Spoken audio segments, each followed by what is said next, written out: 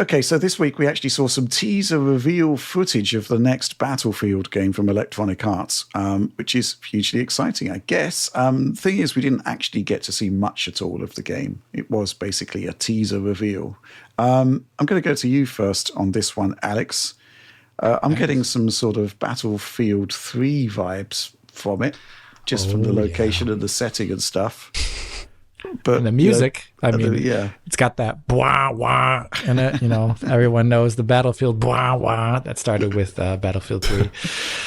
But yes, is that your technical appraisal of the footage? That's my technical appraisal. Yeah. Okay. I was looking through the footage, and I was trying to look for something that I hadn't seen before from like a visual rendering perspective, and unfortunately, it's like each length of footage is probably like 50 frames, like less than 1 second for most aspects.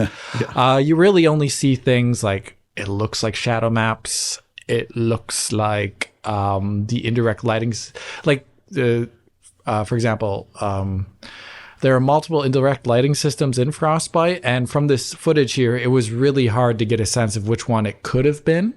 They have a version of Ray Trace GI, but they've really only showed it off, I believe, in maybe like, what was it? There's a football game, right? Right? Isn't there like a football game, like a college football game? Excuse me.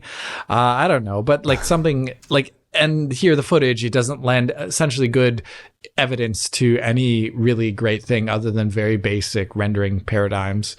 And as a result, I wasn't too interested in that. But the one technical thing I did see that I would say Battlefield has been sorely lacking for a while has been any sort of larger scale physicalization in the environments. Yeah, it has a little bit of it in Battlefield 5 occasionally, but they show very specifically a person firing like a rocket-propelled grenade at the front side of a building, and a lot of stuff starts falling.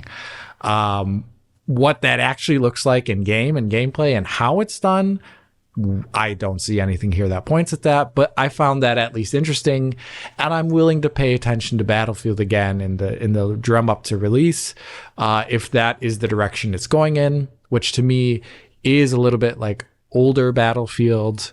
And I say older, it's actually more like mid-gen Battlefield because Battlefield 2 is actually like the start of like the modern era. I think that interests me.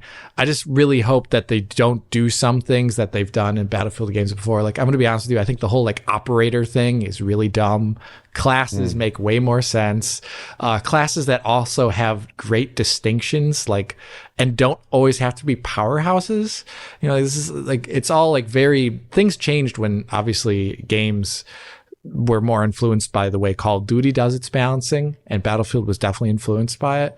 And it lost some of its uniqueness as a result of that. I also would really like to see a return of faction-specific weapons, something that I think I can't even remember the last Battlefield that had faction-specific weapons, but they don't usually do that. And those are things that I actually like, where not everything always has to be, the exact same across, but rather you have, counters and soft counters and stuff like that. So I prefer that type of game balance. Oliver? I would certainly concur with the idea that going back to a Battlefield 3 specific setting is very appealing. And you even have some of the same like visual identifiers, like the glitching transitions, the music, the dust and grime on the player camera. That feels very distinctive of that Battlefield 3 era of Frostbite, of what they were doing in that title. And I would agree that one big emphasis there is destruction. Like, you see the pillars that are sustaining chip damage in one shot. You see large-scale building destruction with lots of like physicalized bits to it. But it also does seem like, I was going through this trailer and I was taking a bit of a closer look at it. It does still seem like the kinds of structures that do take damage are delineated and a little bit more limited. Like, when you look at the road in one shot, it sustains an explosion. It looks like a big explosion. There's some rubble and dust that's thrown up. But if you look the surface of that road right after the explosion is looking unscathed there. So it looks like maybe there's some surfaces that have some deformation to them, like some terrain that has some deformation to them, some buildings that can be taken down in various ways, perhaps scripted ways, depending on the amount of damage they've sustained. But it looks to me a little bit more, I could be wrong, but it looks like to me a little bit more like that prior Battlefield model of destruction than something that's like obviously pushing out something new. I mean, that's so brief. I'm stretching it about as far as it could be stretched here, but that's my impression possibly. I'm not seeing anything too new. In terms of the rendering, I think it looks really good. In 2042, there was a step back in the density and the detail of the environments, I thought, relative to something like Battlefield 5, because of the fact that game was cross-gen and because of the fact they were pushing out 128-player matches. Here, it looks more intimate. The scale is a little bit brought back, and the level of detail, I think, is much stronger. And the density of those environments, the art in those environments looks much better, I think. There's going to be some question here. Are they going to target 128-player matches? Is it going to be 64-player matches? Is it going to be more limited types of matches? I mean, they can vary this based on the game type, of course, but I think that also has some instruction for how dense they can build up these environments and how intense they can go with the art there. In terms of like other techniques, I don't know. I was scrubbing through this trailer just like you, Alex, and I was looking for like signs of ray tracing. I wasn't really seeing too much that would push me in that direction necessarily. Like there's no shadows that's cast by the gunfire or anything like that. I noticed that. There's nothing really that screams RT here, but there are like 7 shots here, so it's hard to be dispositive. I'd also think probably that this would be a 60 FPS game on consoles based on the history of the Battlefield franchise. Going back to Battlefield 1, they've all tried to target 60 FPS on the consoles, and we haven't seen RT on Frostbite on 60 on the consoles, except for in Dragon Age on PS5 Pro with RTAO. But certainly on PC, or maybe on a console 30 FPS mode, I'd really want to see some form of ray tracing here. I'd love to see the return of ray traced reflections in a mainline Battlefield game. Yeah, since Battlefield 5 introduced ray traced reflections to the world, and then it was taken away a little bit in Battlefield 2042. I'd love to see that. I'd also be curious to see if they do stick with checkerboard rendering on the consoles potentially, or if they move to FSR, PSSR. Those are all interesting questions.